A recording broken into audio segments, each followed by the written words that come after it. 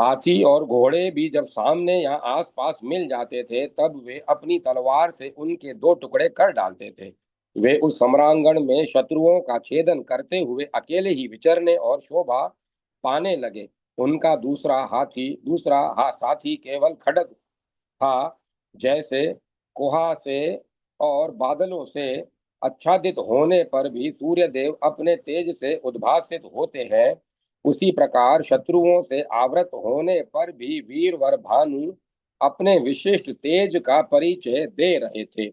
मिथिलेश्वर, भानु के खड्ग से जिनके कुंभ स्थल कट गए थे, उन हाथियों के मस्तकों में से मोती रणभूमि में उसी प्रकार गिरते थे जैसे पुण्य कर्मों के क्षीण हो जाने पर स्वर्गवासी जनों के तारे ज्योतिर्मय रूप भूलोक से भूमि पर गिर पड़ते हैं।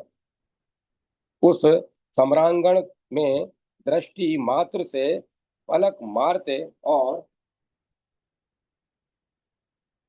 पलक मारते शत्रु सेना को धराशायी करके महाबली वीर भानु रंग और पिंग के ऊपर जा चढ़े। भगवान श्री कृष्ण के दिए हुए खड्ग से रंग और पिंग के रथों को नष्ट करके भानु ने सारथियों के सहित उनके घोड़ों के दो दो टुकड़े कर डाले। तब महा उद्भट वीर रंग और पिंग ने भी खड्ग लेकर भानु पर प्रहार किया, परंतु भानु की ढाल तक पहुंचते ही वे दोनों खड्ग टुक टुक हो गए। भानु की तलवार की चोट से रंग और पिंग के मस्तक एक साथ ही युद्ध भूमि में जा गिरे। यह अद्भुत सी बात हुई। विजयी वीर भानु सेनापतियों से प्रशंसित हो रंग और मस्तक लेकर प्रद्युम्न के सामने आए। उस समय मानवीय धुंदुबियों के साथ देव धुंदुबियां भी बज उठी।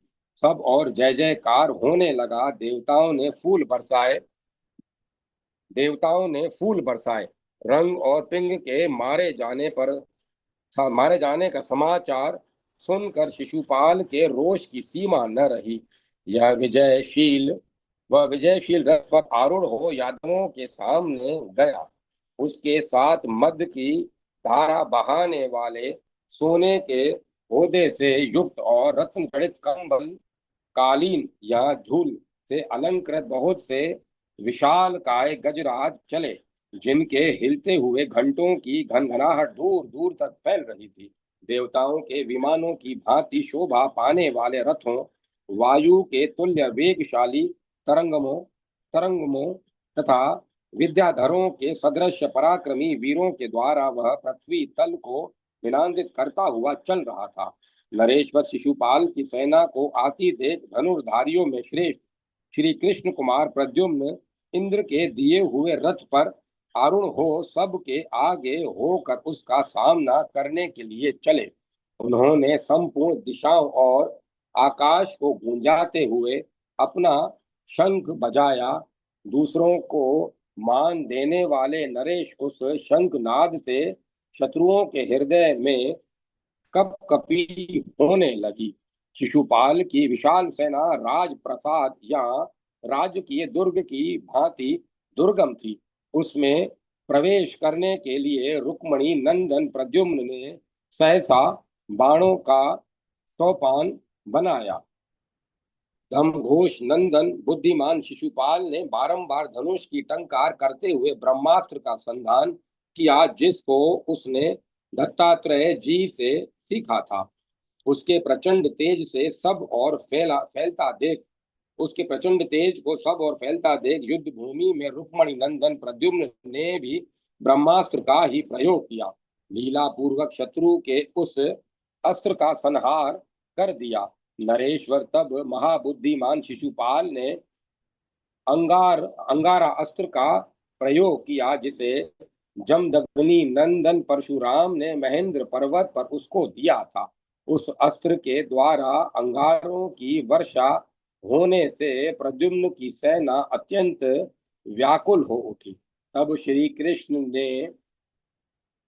कृष्ण कुमार ने महादिव्य पर्जन्यास्त्र का प्रयोग किया। उससे मेघों द्वारा जल की मोटी धाराएं गिराई जाने लगी, अतः सारे अंगार बुझ गए।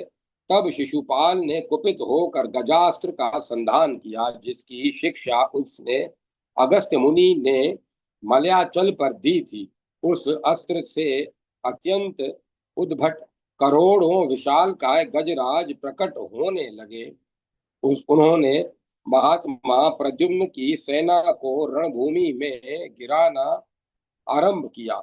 इससे यादवों की सेनाओं में महान हाहाकार मच गया। यह देख युद्ध में होड़ लगाकर आगे बढ़ने वाले प्रद्युम्न ने नरसिंहास्त्र का संधान किया। उससे नरसिंह का प्राकट्य हुआ, जो अपनी गर्जना से भूतल को प्रतिध्वनित कर रहे थे। उसके उनके अयाल चमक रहे थे। उनकी गर्दन और पूंछ के बाल बड़े बड़े थे। पंजों के नख हल्की फाल से हल्की फाल के समान बड़े बड़े होने के कारण उस उनके स्वरूप की भयंकरता को बढ़ा रहे थे। नरसिंह उस सम्रांगण में उन हाथियों का भक्षण करते हुए हुंकार के साथ सेनाद करने लगे। उन हाथियों के कुंभ स्थल को विदीर्ण करके उछलते हुए भगवान नरसिंह रूपी श्री हरि समस्त गज समूहों का मर्दन करके वहीं अंतर ध्यान हो गए। तब महाबली शिशुपाल ने रोष पूर्वक परिघ चलाया, परंतु माधव प्रद्युम्न ने यमदंड से मारकर उसे दो टुकड़े कर दिए। फिर तो चेदीराज शिशुपाल ने शिशुपाल के रोष की सीमा न रही। उसने ढाल और तलवार लेकर प्रद्युम्न पर उस प्रकार धावा किया जैसे पतंग प्रज्वलित अग्नि की ओर टूटता है। श्री कृष्ण कुमार ने वेग पूर्वक उसके खड़ग पर यमदंड से प्रहार किया, जिससे ढाल सहित उसकी वह तलवार चूर चूर हो गई। फिर यादवेश्वर प्रद्युम्न ने सहसा वरुण के दिए हुए पाश से दमघोष पुत्र शिशुपाल को बांधकर सम्रांगण में घसीटना आरंभ किया। अब उन्होंने शिशुपाल का काम तमाम करने के लिए रोष पूर्वक तलवार हाथ में ली। इतने में ही गद ने वेग से आगे बढ़कर उसके उनके दोनों हाथ पकड़ लिए। गज बोले, रुक्मणी नंदन परिपूर्णतम महात्मा श्री कृष्ण हाथ से उसका इसका वध होने वाला है, इसीलिए तुम इसे मार कर देवताओं की बात झूठी न करो। श्री नारद जी कहते हैं, राजन शिशुपाल के बांध लिए जाने पर बड़ा भारी कोलाहल मचा। उस समय चेदी राज दमघोष भेंट लेकर प्रद्युम्न के सामने आए। उन्हें आया देख शीघ्र ही अपने अस्त्र शस्त्र फेंक कर प्रद्युम्न आगे बढ़े। उन्होंने चेदीराज के चरणों में मस्तक रखकर उन्हें प्रणाम किया। महाराज दमघोष महात्मा प्रद्युम्न से मिलकर उन्हें आशीर्वाद देते हुए गदगद वाणी में बोले। दमघोष ने कहा, यादव शिरोमणे प्रद्युम्न, तुम धन्य हो। दयानिधे, मेरे पुत्र ने जो अपराध किया है उसे क्षमा कर दो। श्री प्रद्युम्न बोले, प्रभो, इसमें न मेरा दोष है, न आपका और न आपके पुत्र का ही दोष है। जो कुछ भी प्रिय अथवा अप्रिय होता है वह सब मैं काल का किया हुआ ही मानता हूँ। श्री नारद जी कहते हैं, राजन, प्रद्युम्न के यूं कहने पर राजा दमघोष उसके उनके द्वारा बंधे हुए शिशुपाल को छुड़ाकर उसे साथ ले चंद्रिकापुरी में गए। साक्षात श्री कृष्ण के समान तेजस्वी प्रद्युम्न के बल पराक्रम का समाचार सुनकर प्रातः प्राय कोई राजा उसके साथ युद्ध करने को उद्यत नहीं हुआ। सब ने चुपचाप उनके स्वामी को भेंट अर्पित कर दी। इस प्रकार श्री गर्ग संहिता में विश्वजीत खंड के अंतर्गत श्री नारद बहुलाश्व संवाद में रंग पिंग का वध, शिशुपाल से युद्ध में चेदी देश पर विजय नामक 9वां अध्याय पूरा हुआ। जय माता सरस्वती, जय मां सरस्वती। 10वां अध्याय यादव सेना का कोंकण, कुटक, त्रिगर्त, केरल, तेलंग, महाराष्ट्र और कर्नाटक आदि देशों पर विजय प्राप्त कर करुष देश में जाना तथा वहां दंत वक्र का घोर युद्ध। श्री नारद जी कहते हैं, मिथिलेश्वर, तदंतर मुन मनु तीर्थ में स्नान करके प्रद्युम्न बारंबार धुंदुभि बजवाते हुए यादव सेना के साथ कोंकण देश में गए। कोंकण देश का राजा मेधावी गदा युद्ध में अत्यंत कुशल था। वह मल्ल युद्ध के द्वारा विपक्षी के बल की परीक्षा करने के लिए अकेला ही आया। उसने सेना सहित प्रद्युम्न से कहा, यादवेश्वर, मुझे गदा युद्ध प्रदान गदा युद्ध प्रदान करो, प्रभु मेरे बल का नाश करो। प्रद्युम्न बोले, हे मल्ल, इस भूतल पर एक से एक बढ़कर बलवान वीर है, अतः तुम अपने बल पर घमंड न करो। भगवान विष्णु की माया बड़ी दुर्गम है।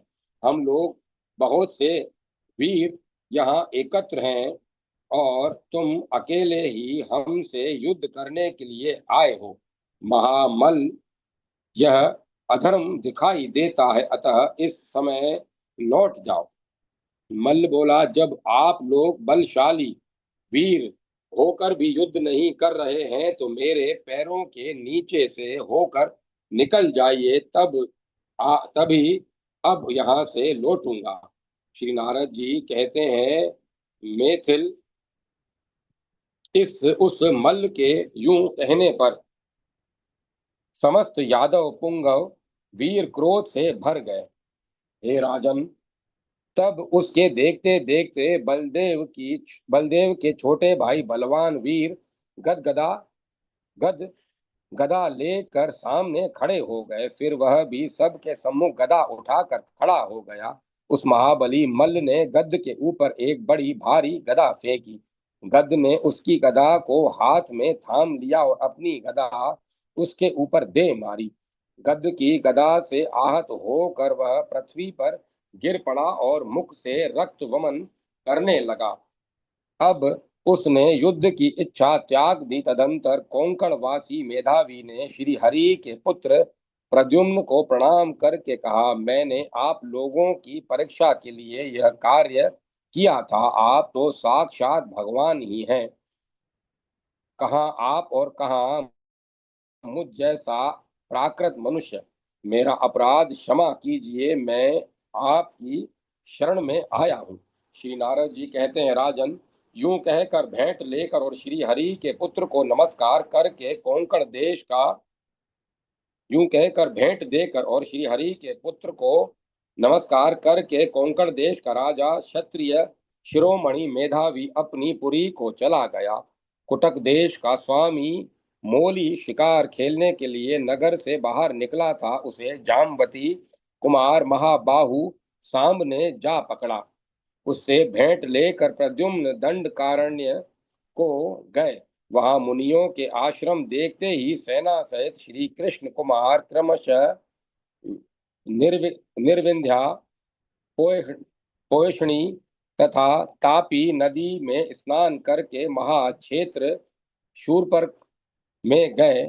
वहां से आर्या देपायनी देवी का दर्शन करके ऋषिमुख की शोभा देखते हुए परिवर्षण गिरी पर गए, जहां साक्षात भगवान पर्जन्य इंद्र नित्य वर्षा करते हैं। वहां से गोकर्ण नामक शिव क्षेत्र का दर्शन करते हुए महाबली श्री कृष्ण कुमार अपने सैनिकों के साथ त्रिगर्त और केरल देशों पर विजय पाने के लिए गए। केरल के राजा अम्बष्ट ने मेरे मुख से महात्मा प्रद्युम्न के शुभागमन की बात सुनकर शीघ्र ही उन्हें भेंट अर्पित कर दी। तब वे कृष्णावेणी नदी को पार करके अपने सैनिकों की पदधूलि राशि से आकाश में अंधकार सा फैलाते हुए तेलंग देश में गए। तेलंग देश के राजा का नाम विशालाक्ष था। वे अपने नगर के उपवन में सुंदरियों के साथ विहार करते थे। मधुर ध्वनियों से व्याप्त मृदंग आदि बाजे बज रहे थे तथा अप्सराएं उत्कृष्ट रागों द्वारा देवेंद्र के समान उस राजा के सुयश का गान कर रही थी। उस समय सुंदरी रमणी रानी मंदार मालिनी ने धूल से व्याप्त आकाश की ओर देखकर राजा से कहा। रानी ने बिंबोपम अरुण होस्ट सूख गए। रानी के बिंबोपम अरुण होश सूख गए। मंदार मालिनी बोली, राजन, आप बिहार में ही रत रहने के कारण दूसरी किसी बात को नहीं जानते हैं। दिन रात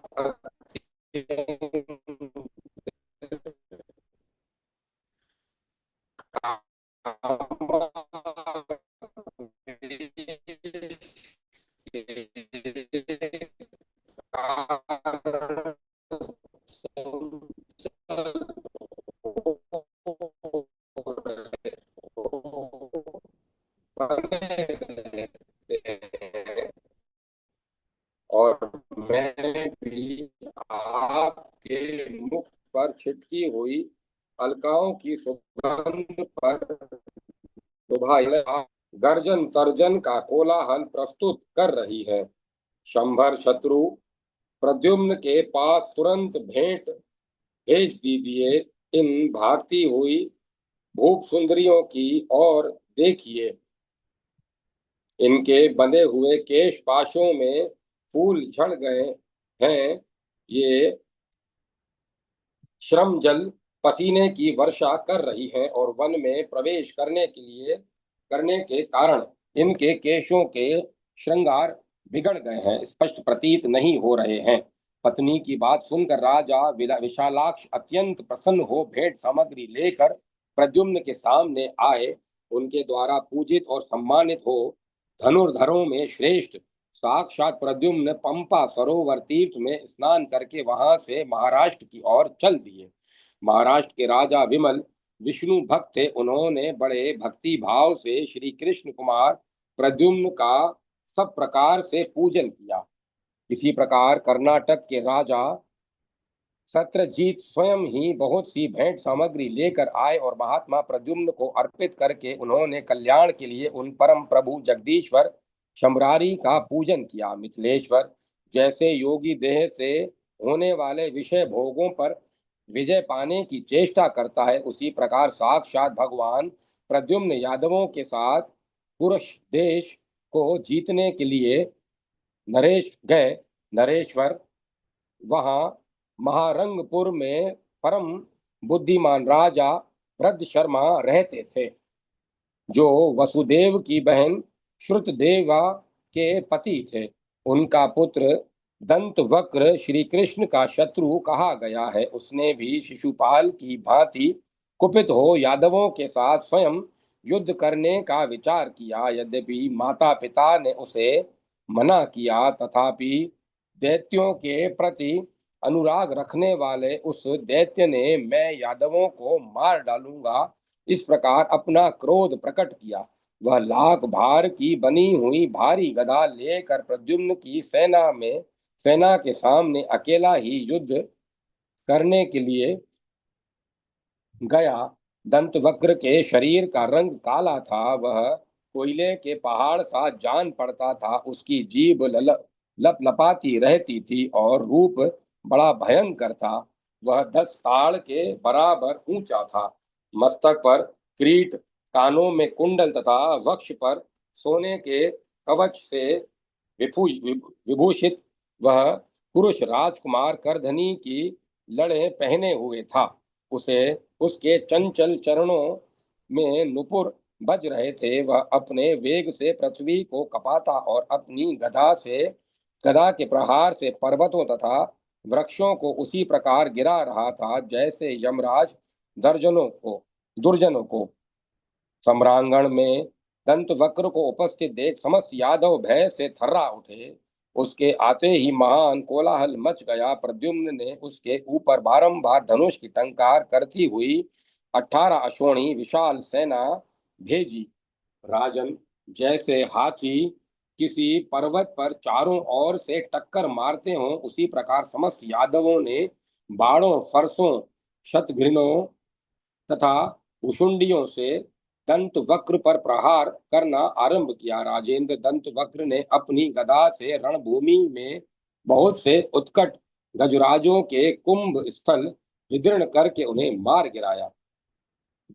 किन्हीं हाथियों को, जो किंकणी जाल से निनांदित, साकलों से सुशोभित, ओदों से अलंकृत और चंचल घंटों के रणत्कार रणत्कार से युक्त थे, उसने पांव पकड़कर उठा लिया और जैसे हवा रुई को दूर उड़ा ले जाती है, उसी प्रकार आकाश में 100 योजन दूर फेंक दिया। वह दैत्यराज किन्हीं किन्हीं हाथियों की सूंड पकड़कर आकाश में घुमाता और उन चिंगाड़ते हुए गजराजों को रोषपूर्वक विभिन्न दिशाओं में फेंक देता था। किन्हीं हाथियों की पीठ की हड्डियों पर, किन्हीं की कोखों काखों में, अभय उभय पार्श्वों में पैरों से आक्रमण करके वह दैत्य कालाग्नि रुद्र की भांति शोभा पाता था। वह वीर सारथी घोड़े, ध्वजा और महारथियों सहित रथों को आकाश से उसी तरह उछाल देता था जैसे आंधी कमलों को उड़ा ले जाती है।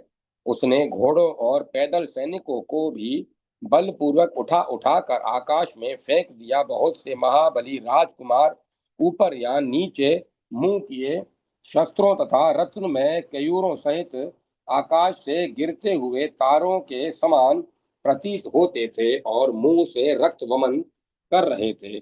मैथिल उस दैत्य पुंगव ने अपनी गदा से यादव सेना को उसी प्रकार मत डाला जैसे भगवान श्री वराह ने प्रलय काल में समुद्र को अपनी दृष्टा से विशुद्ध कर दिया था। इस प्रकार श्री गर्ग संहिता में विश्वजीत खंड के अंतर्गत श्री नारद बहुलाश संवाद में कोंकण, कुटक, त्रिगर्त, केरल, तेलंग, महाराष्ट्र और कर्नाटक पर विजय पाकर यादव सेना का कारुष देश में गमन नामक 10वां अध्याय पूरा हुआ। जय माता सरस्वती। जय मां सरस्वती। ओम नमो नारायण। ओम नमो भगवते वासुदेवाय। ओम नमः शिवाय। ओम ऐं ह्रीं क्लीं चामुंडाय विद्ये। राम लक्ष्मण जान की जय बोलो हनुमान की जय। श्री राधे कृष्ण राधे कृष्ण राधे कृष्ण। अब कथा को विराम दिया जाता है। ओम तत्सत। ओम तत्सत। ओम तत्सत।